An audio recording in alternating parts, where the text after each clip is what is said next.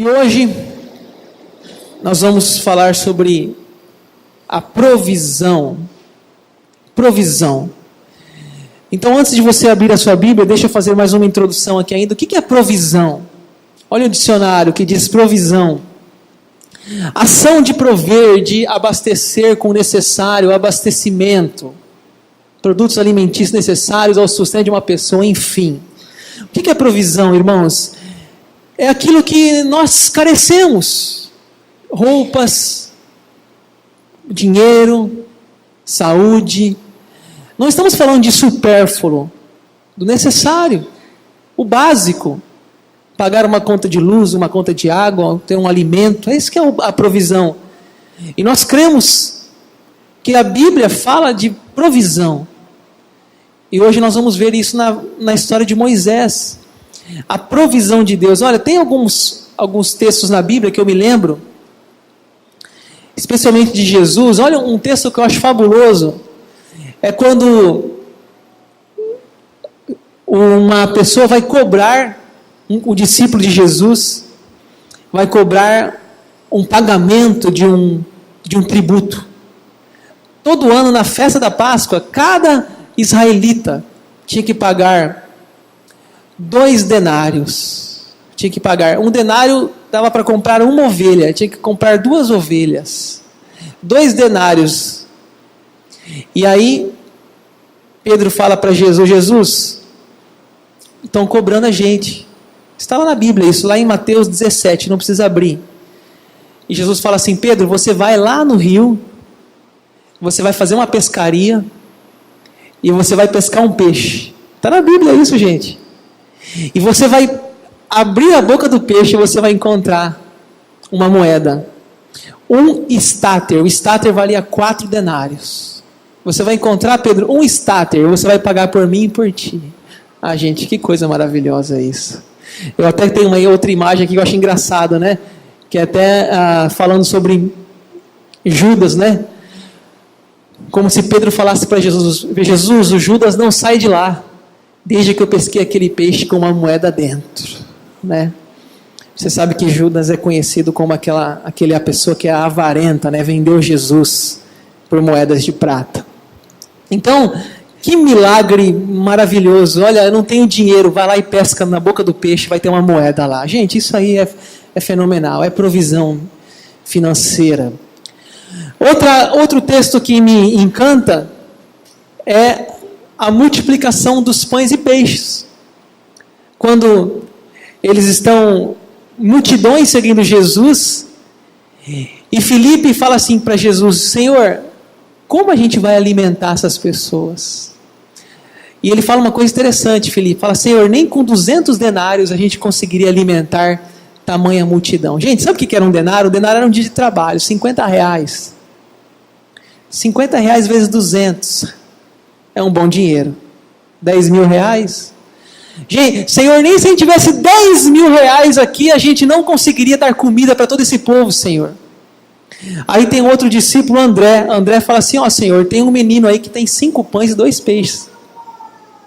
Mas ele mesmo responde assim, André: mas Senhor, o que é 5 pães e 2 peixes para tanta gente? Ele mesmo fala e desacredita. Irmão, 5 pães e 2 peixes era o lanche da tarde do menino. Sabe aquele Big Fish do McDonald's? Você pega um pão, outro pão e põe um peixe no meio. É isso aí, era um lanche da tarde de um garoto. E Jesus então pegou aqueles 5 pães e aqueles 2 peixes e alimentou toda aquela multidão. Gente, olha, isso aí é muito milagre, é muita provisão, é multiplicação de coisas. Outro texto ainda que eu me admiro na Bíblia é a pesca, onde diz a Bíblia que Pedro pescou a noite inteira e não pegou nada. Foi um dia ruim na profissão de Pedro, na empresa dele, um péssimo dia. Mas ele chegou, Jesus falou assim: Pedro, lança a rede. Ele falou: Senhor, eu já lancei essa rede a noite inteira e nós não pescamos nada. Mas ele fala assim, interessante o que Pedro diz: Senhor, sobre a tua palavra eu vou lançar de novo. Ou seja, o Senhor está falando, eu vou acreditar, porque da minha parte, humanamente, já foi um dia de serviço. E a Bíblia diz então que Pedro lança a rede. E é tanto peixe, gente, que o navio vai quase a pique, quase afunda. E mais gente vem para ajudar a carregar tanto peixe. Isso são textos da palavra que enchem o nosso coração de esperança, em meio a dias difíceis, em meio à provisão de Deus. E em último lugar, aqui na introdução do tema provisão, um outro texto que me encanta é quando Jesus já está indo para a sua morte, e ele fala assim para os discípulos: preparem um lugar para a gente se reunir, preparem um lugar para a gente fazer a última ceia. Jesus fala algo interessante: olha, vocês vão tal rua, tal lugar, e naquela rua você vai encontrar uma pessoa com um cântaro. Olha o sinal, você vai encontrar uma pessoa com um cântaro na mão. E gente, tudo que eu estou falando isso aqui está na Bíblia, tá? Não é nada invenção não. Você vai encontrar uma pessoa com um cântaro, e você vai abordar essa pessoa e falar assim: o mestre precisa de uma casa, de um lugar, de um espaço, de um cenáculo para fazer uma ceia. E os discípulos vão, e vem uma pessoa com cântaro, e abordam a pessoa, e a pessoa realmente tem uma casa estofada, uma casa com estrutura para receber todos os discípulos e fazer a última ceia. Inclusive a nossa ceia está aqui hoje, relembrando o que Jesus fez há 2000 anos atrás. Ou seja, aqueles discípulos talvez não tinham dinheiro de alugar um salão, de alugar um lugar confortável, de alugar um auditório, mas Jesus disse: vocês têm uma pessoa que eu vou apontar, e aquela pessoa vai abrir uma porta que você precisa para realizar esse momento da minha vida. Gente, fala se isso não é milagre, se isso não é provisão, se isso não é ação divina em meio à limitação humana, inclusive financeira. Então, nós vamos falar um pouquinho sobre isso hoje com vocês, a provisão.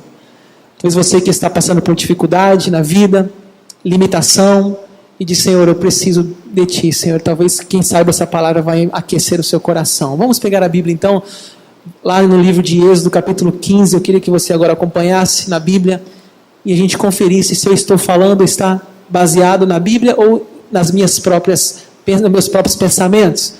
Êxodo 15, o versículo 1 e o versículo 20, nós vamos ler esses dois versículos. O primeiro versículo 1 diz assim: então entoou Moisés e os filhos de Israel este cântico ao Senhor, e disseram: cantarei ao Senhor, porque triunfou gloriosamente, lançou no mar o cavalo e seu cavaleiro. Agora veja o versículo 20.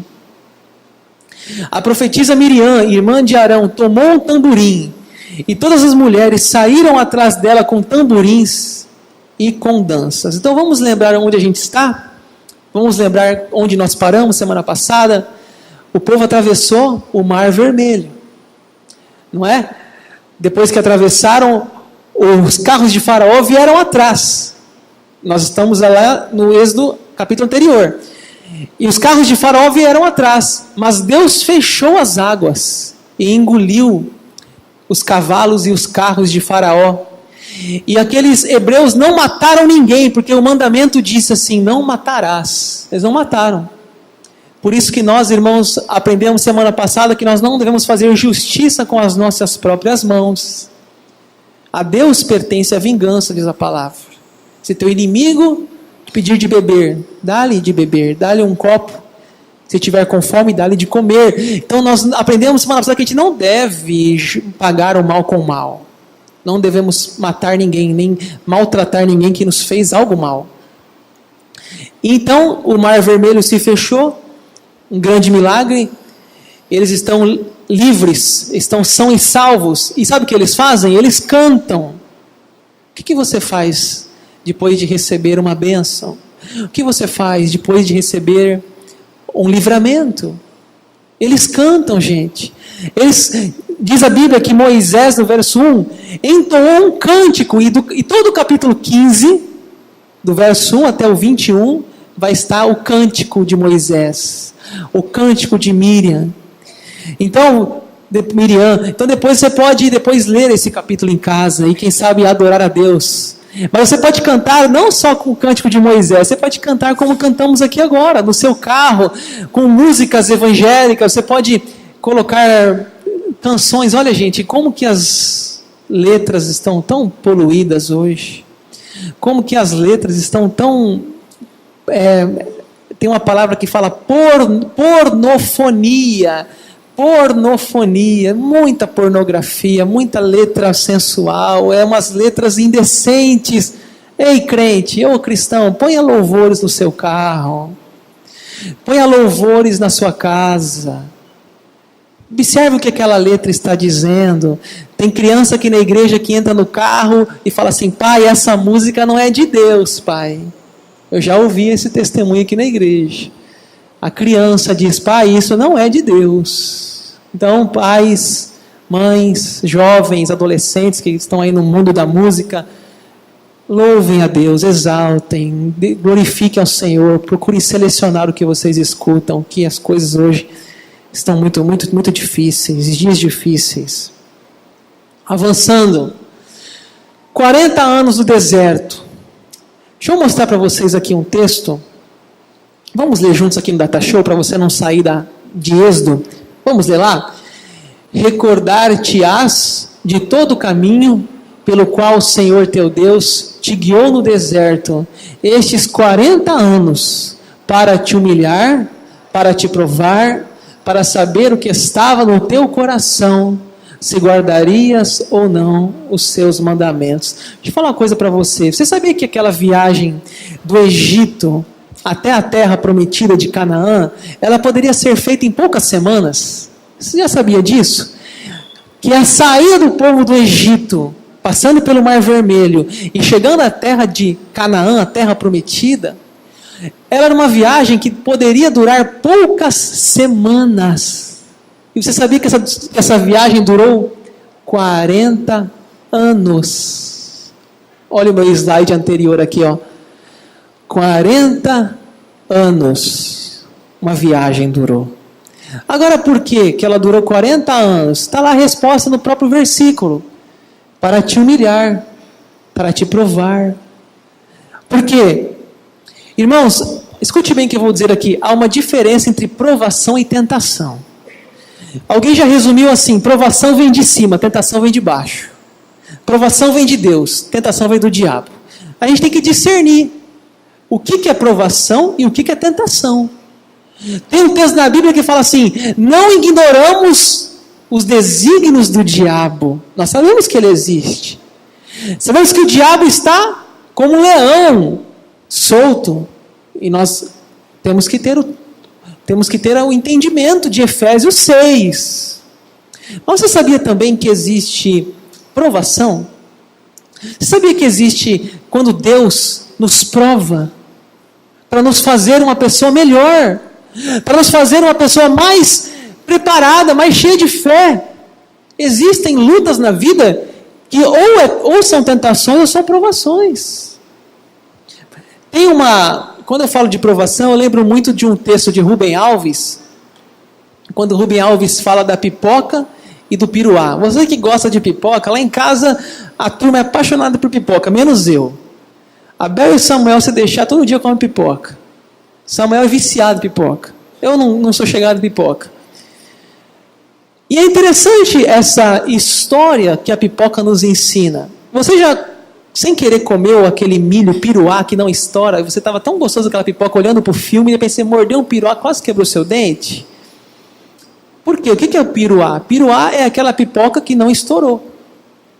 Rubem Alves, no texto, ele diz assim, que o fogo começa na panela. E aquele fogo aquece a panela. E a pipoca não sabe o que vai acontecer. A pipoca pensa: vou morrer. Chegou meu fim. E a pipoca, então, quando ela menos percebe, a pipoca estoura. E ela vira uma flor tão linda. Ela vira algo comestível, algo que vai alimentar. Algo que vai trazer uma saúde, inclusive. Pipoca é um alimento saudável, é quem te enche de sal, né? Então, a pipoca é algo lindo, mas Rubem Alves fala que existem pipocas que se recusam ao fogo. Existem pipocas que se recusam ao calor do fogo. Elas preferem ficar naquela vida medíocre e ser a mesma coisa sempre, ser um piruá. Então ele diz que não vão alimentar ninguém, não vão dar alegria para ninguém dentro de um filme. Então, gente, o fogo, o que é o fogo? Muitas vezes o fogo são provações. seja em qual área da vida, tem o fogo de dentro, tem a depressão, tem a ansiedade, tem o medo, tem o fogo de fora, tem a morte, tem doenças, tem fogo para todo lado. Mas a gente tem que saber assim que talvez aquele fogo possa nos fazer uma pessoa melhor.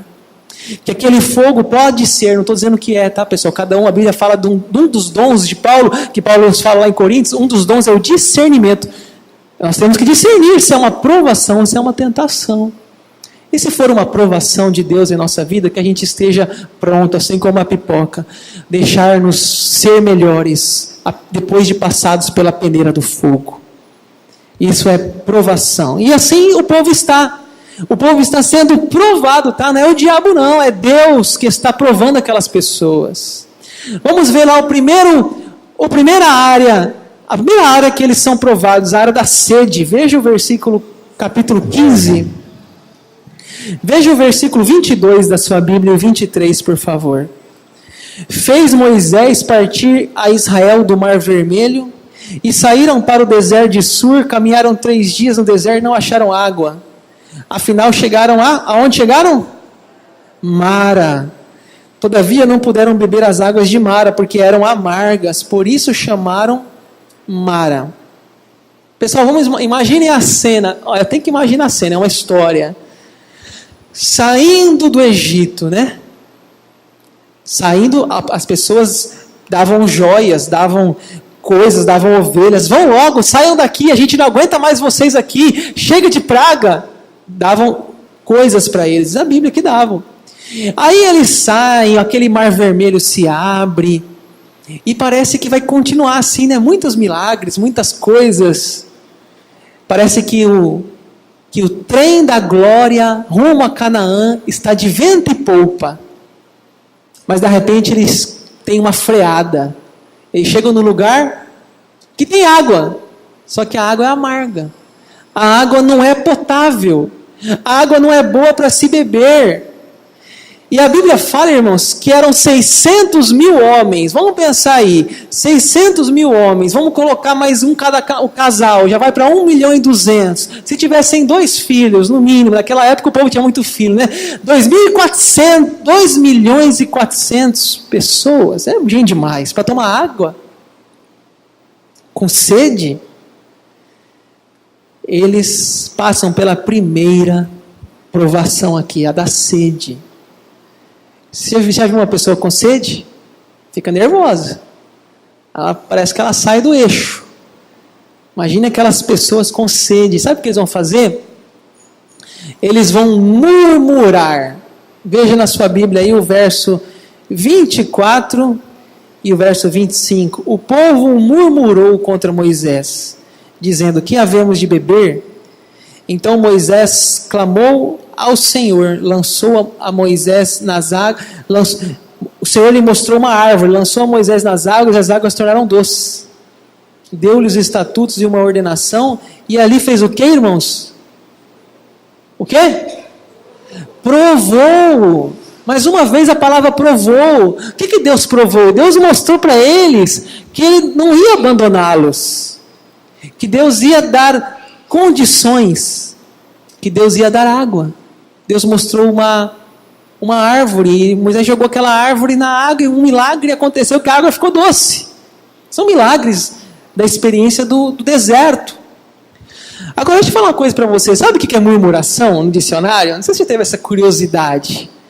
Murmuração não é parecido com reclamação, mas murmuração é reclamar baixinho. Murmuração.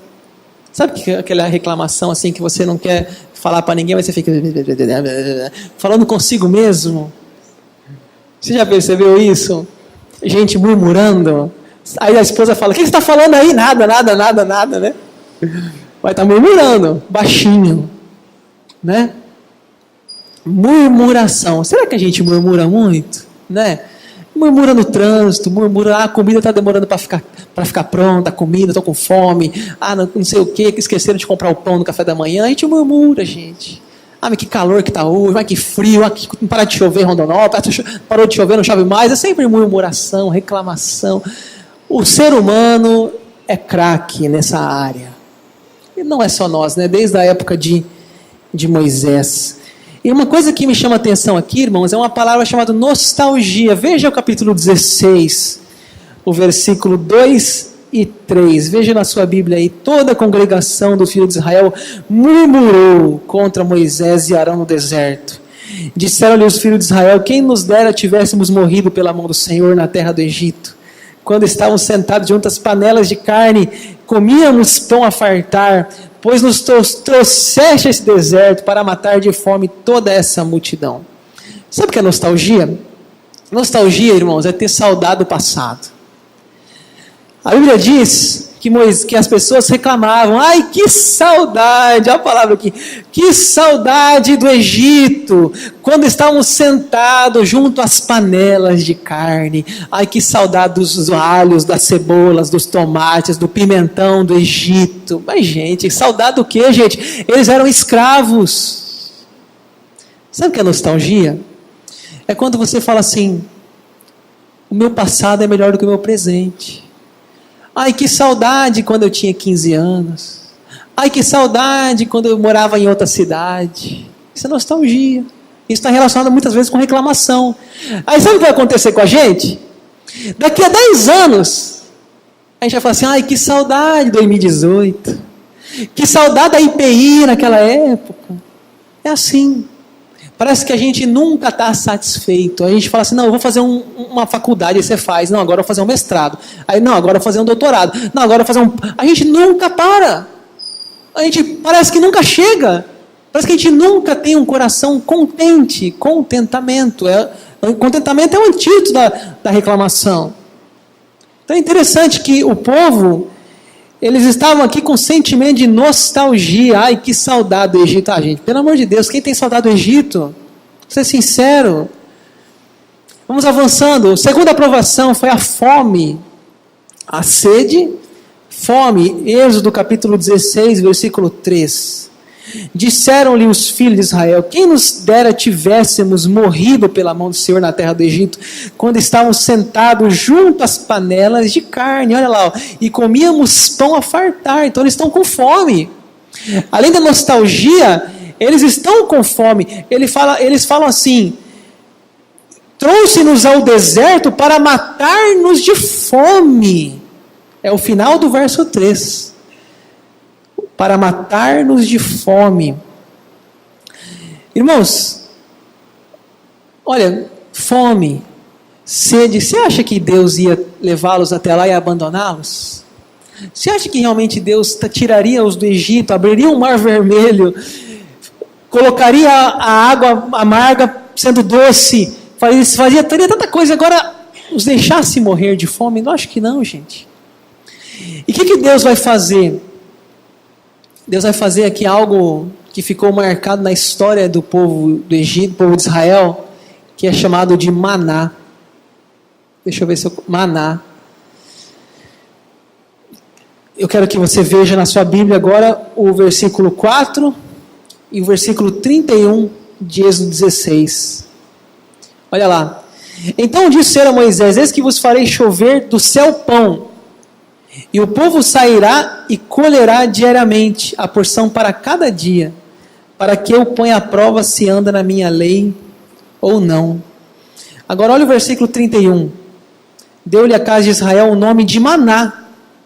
Era como semente de coentro, branco, de sabor como bolos de mel. Então, pessoal, deixa eu explicar para vocês o que foi o maná. Enquanto eles estavam com fome, Deus fez algo maravilhoso. A Bíblia diz aqui: farei chover pão do céu. Pão do céu. Diz que pela manhã, a Bíblia fala, depois do orvalho da manhã, eles iam aos campos e encontravam, está aí algo como um coentro, algo branco. Eles encontravam um alimento, de forma que vinha do céu, vinha da natureza, algo assim que não era comum no deserto. Deus dava para eles um alimento e eles poderiam ali fazer um bolo. Olha, eles tinham gado, eles tinham ovelhas, Porque eles saíram do Egito, eles levaram inclusive coisas dos egípcios. Eles tinham animais, eles tinham leite, eles tinham alguns alimentos próprios, mas você imagine, 2 milhões de pessoas no deserto.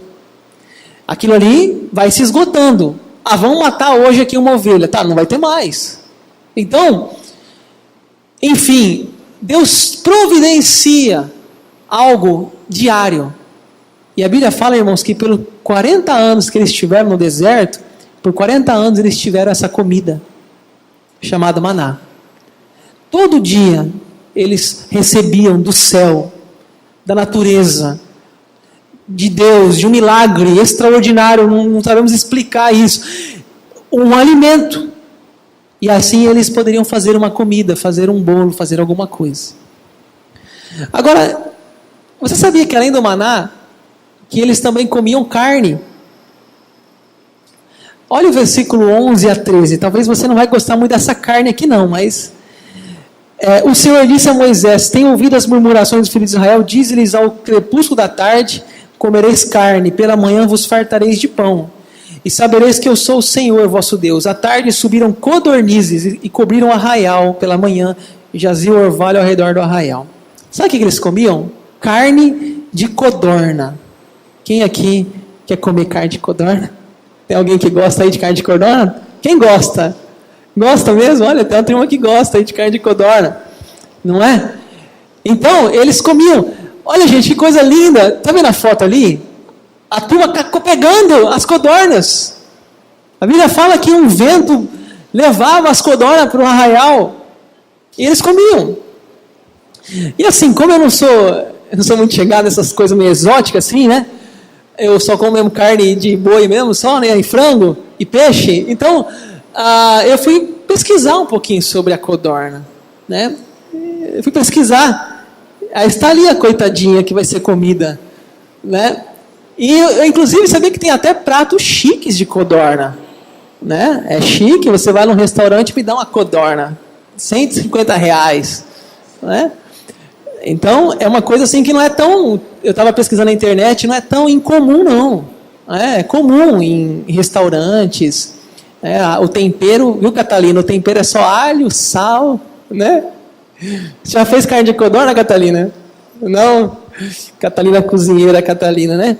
Então, irmãos, era coisa sobrenatural. Imagine, bater um vento, as codornas lá no acampamento, e a turma comendo codorna.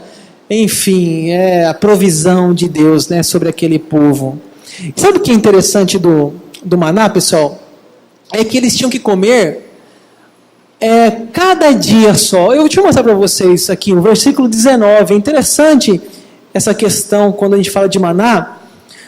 Versículo 19 fala assim, disse-lhes, verso 19, disse-lhes Moisés: ninguém deixe dele para a manhã seguinte. Só tinha uma lei. A lei era assim: olha, podem comer, ninguém vai pegar demais. A palavra na Bíblia é gomer, mas para nós é litro.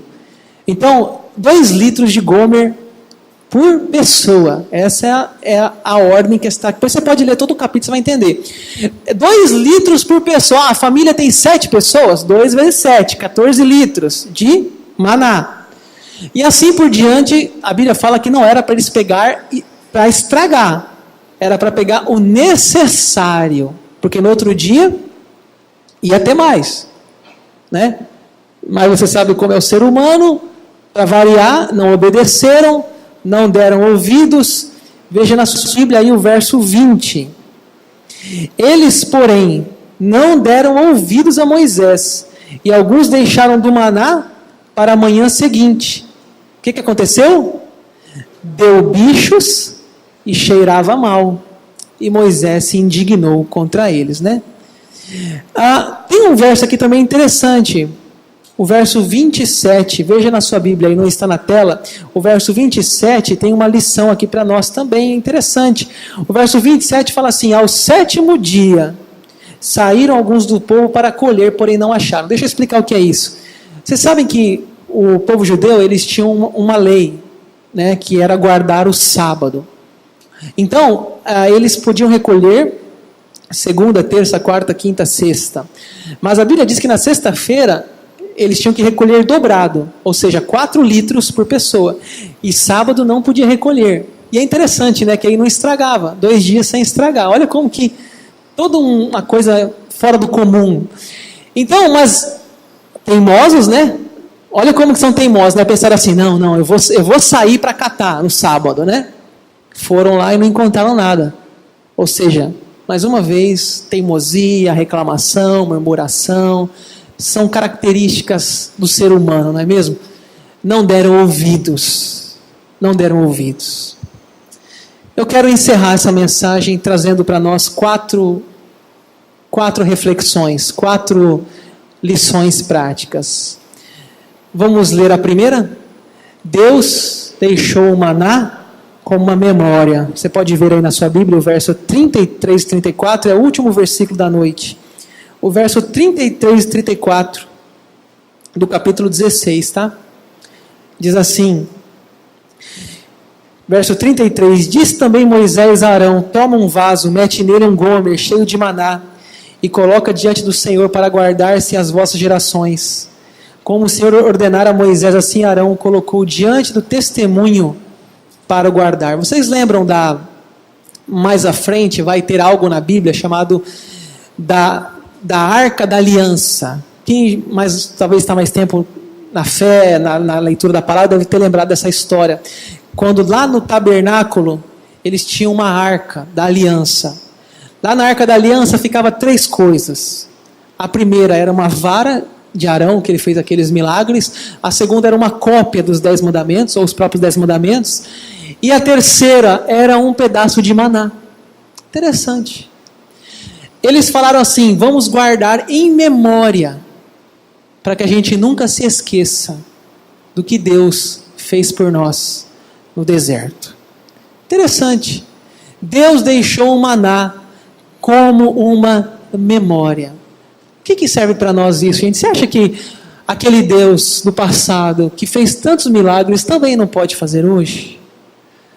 É claro que aquele Deus que preocupava com aquelas pessoas, se preocupa comigo e com você. Claro que se preocupa. Então essa é a primeira lição que eu quero deixar aqui para vocês. Olha, só mais uma coisinha aqui. Eu estava vendo uma pesquisa. Um general nos Estados Unidos, um cara experiente em guerra, em deserto, ele fez uma pesquisa, ele falou assim, que se fosse contar para alimentar mais de 2 milhões de pessoas no deserto, precisava de 1.500 toneladas de comida por dia. 1.500 toneladas. E ele dizia que precisava de 11 milhões de galões de água. 11 milhões de galões de água para alimentar aquele povo por dia, para água, sede. Ou seja, gente, aquilo foi um milagre. Aquilo foi uma provisão de Deus, que sirva para nós hoje de lição, de ensino, de conforto, de que o mesmo Deus de ontem é o mesmo Deus de hoje. Segunda lição, vamos ler lá o que está escrito? Basta a cada dia seu próprio mal. Essa frase é a frase de Jesus Cristo, que está lá em Mateus capítulo 6, quando ele fala assim, não vos preocupeis com o dia de amanhã, basta cada dia o seu próprio mal. O maná nos ensina isso, porque no outro dia estraga, no outro dia dá bicho, no outro dia cheira mal, ou seja, cada dia, irmãos, o seu próprio mal. Por que nós estamos preocupados com o mês que vem?